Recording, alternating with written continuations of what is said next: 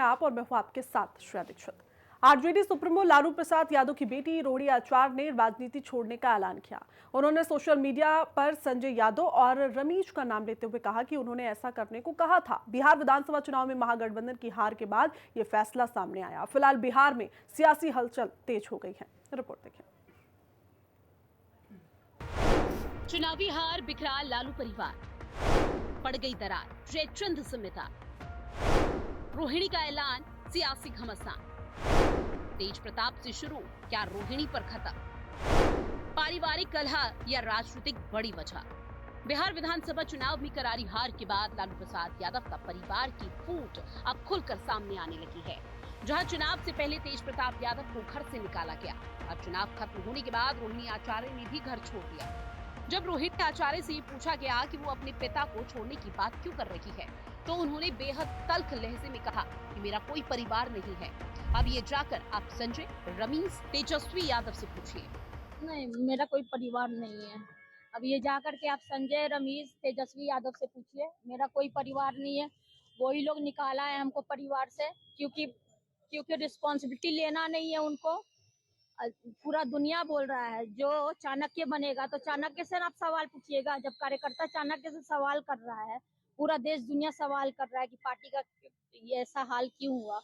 अब जब संजय और रमीज इन लोग का नाम लीजिए तो आपको घर से निकाल दिया जाएगा, आपको बदनाम किया जाएगा, आपको गाली दिलवाया जाएगा, आपके ऊपर चप्पल उठा करके मारा जाएगा।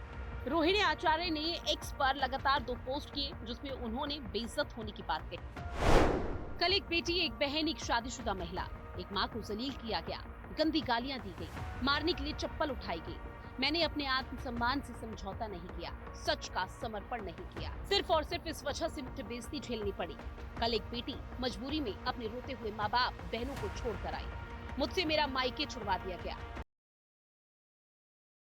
रास्ते कभी न चले, किसी घर में रोहिणी जैसी बेटी बहन पैदा ना हो। इससे पहले रोहिणी ने अंग्रेजी में एक और पोस्ट किया, जिसमें उन्होंने राजनीति छोड़ने का सीधे तौर पर ऐलान किया। रोहिणी के बयान ने और पोस्ट के बाद सियासी गलियारों में हड़कंप मचा हुआ है।